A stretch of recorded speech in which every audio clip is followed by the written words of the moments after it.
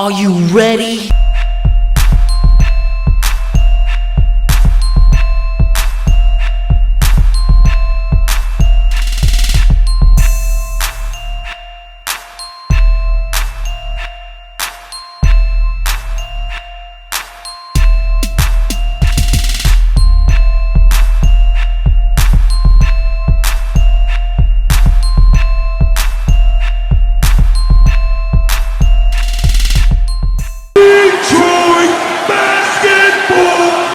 Hey peeps, how's it going? And today we are talking about the Pistons and what they should do with the draft pick, if they should trade it, keep it, whatever. And if I do sound weird, I am still sick. I thought I felt better yesterday. In fact, I did. And as it feels like it's starting all over again. So if I sound a little funky, that is why. So, like I said, today we're talking about what the Pistons should do with the draft pick. But first,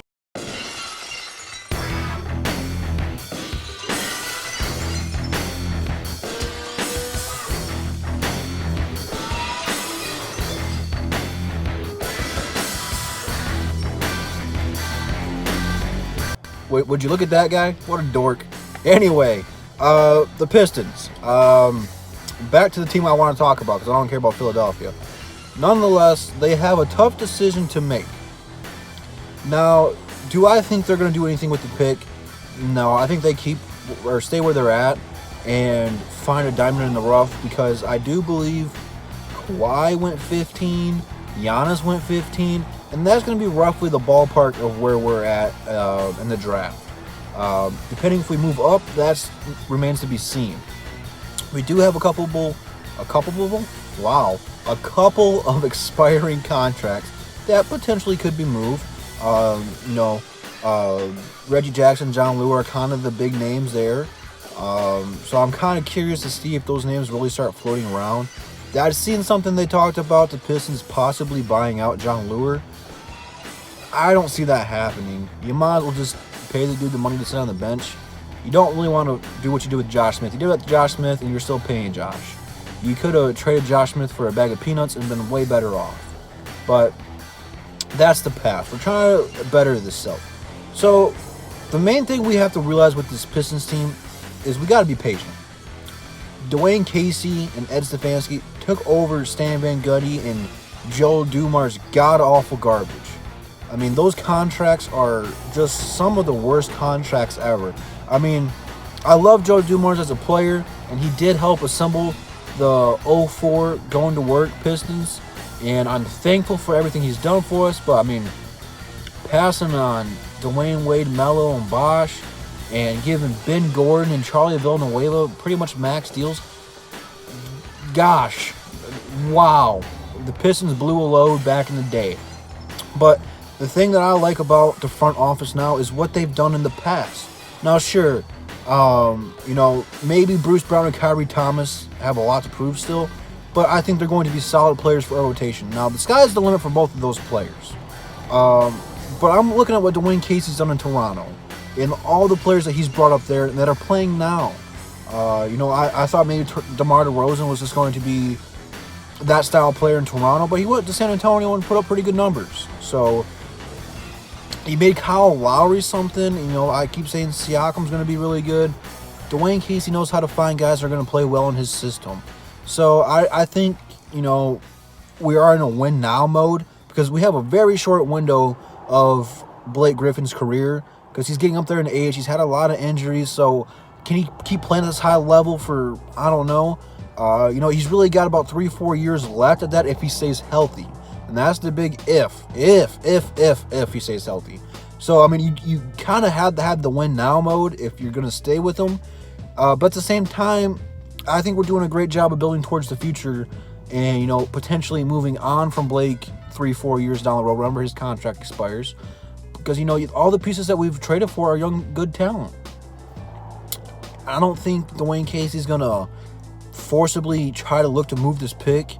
I don't, just personally, outside the top 3 or 4, I don't think there's going to be any superstars right away.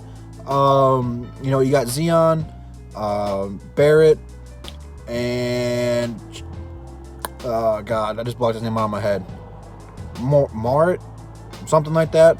Those three guys are going to be super good right off the bat. And then later on the draft, there's always like that one player that should have been drafted higher. I trust Dwayne Casey to try to find that guy. We haven't seen what Dwayne Casey can do with the first round pick yet. So you got to be patient. I don't think we're going to be moving up. I don't think we're going to trade the pick away unless there's just a crazy good offer. Because, there's been a lot of success with the 15th pick. And I'm not sure if that's exactly where we're going to be. But it's going to be right around the 15 to 17. Right around that range. So, you can get a good guy there. And, basketball is different than the NFL, obviously, two different sports. But in the NBA, you have to take the best player available. You don't draft for need. That's what you fill in free agency. So, even though I'm a Drummond and Blake fan, if a power forward like Bull or a center, he could, I don't know what he's going to be in the NBA yet. But if he's there, you take the best player available. I don't care what position it is. I don't care if it's a shooting guard. If that's the best player available, you go out and get him. Because you can always adjust to who's playing well on your team. So it's just really with the NBA, who's going to fall where. Like Golden State. If they're up there, they got Steph Curry, arguably the best point guard in the game. And that's debatable for several reasons. But if they're picking and the point guard's available and he's the best player, you got to take him. So that's kind of what I'm looking forward. We have already started to scout players. We had people come into our practice facility and work out for us. I didn't know any really of the names, but I trust them. That is their job, because I don't know, that sounds stupid, but I trust them to do what they're supposed to do. These guys are just young guy gurus. Dwayne Casey's going to find the right guy. It might be someone we don't know, but I don't have as much faith in Dwayne Casey as I do Bob Quinn yet. He's got to show us what he can do here, because no matter what he's done in Toronto and how successful those teams and players have been, this is a whole different scenario. This is a whole different team. So you got to find what's going to fit for us. And, really the big two needs for us is point guard and small forward. And, I love Reggie, especially when we first got him in like 2015, 2016, that season. He was the man. But, he's expiring. I think his trade value is as high as it's going to get. So if you are going to be moving on from Reggie, you don't let him walk. You try to get whatever you can from him. So that might not be a piece we move until the trade deadline. So I'm curious to see how that's going to be. I guarantee you, if we do not trade him this offseason, that our team is going to be plagued by potential trade rumors. So I really don't want that, because I'm looking at what happened to the Lakers and what's happened to the Celtics. That kind of put a damper on their season.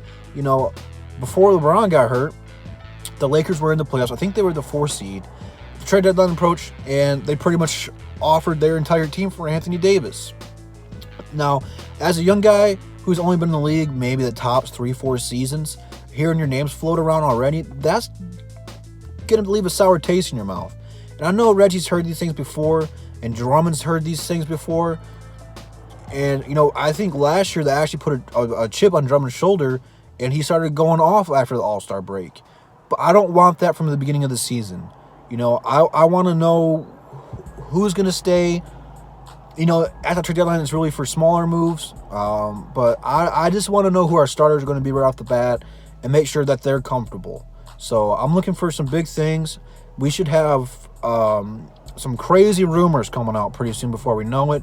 Playoffs have been absolutely bananas. A lot of people don't like the playoffs this year. I've been enjoying every second I can of it. I want Portland to win. Damian Lillard's my dude. I'm really hoping for Portland versus Milwaukee. I don't want Golden State to win anymore. So, with that being said, that's pretty much all I got for you. I just don't see a whole lot of value trading down.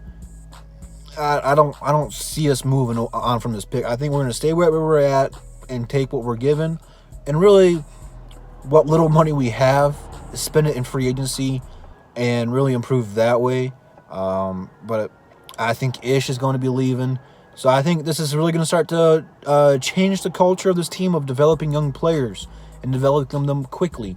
You know, Luke Kennard, Shaviv, those guys are going to be our primary shooting players. I'm not sure if they're going to start moving those guys to point guard. There's rumors of Shaviv playing that. But, you know, Kyrie and Bruce Brown, can't forget about those guys.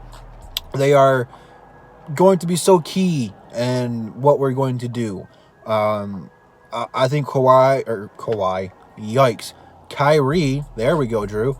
He's got a lot of potential, a lot more potential than Bruce Brown, at least offensively, but he's got solid defensive skills. So I'm curious to see what they're going to do there. And then Thon Maker, you can't forget about Thon. He's still so young, already working hard to improve his game. Go check that video out if you haven't already. But should be an interesting offseason. You know, we've already covered so much in so little time. It's crazy. I love the offseason. There's so much more news during the offseason than the season. It's weird. I don't get it. But with that being said, Instagram, Twitter links in the description. Check those out below. And I will see you peeps in the next one. Peace.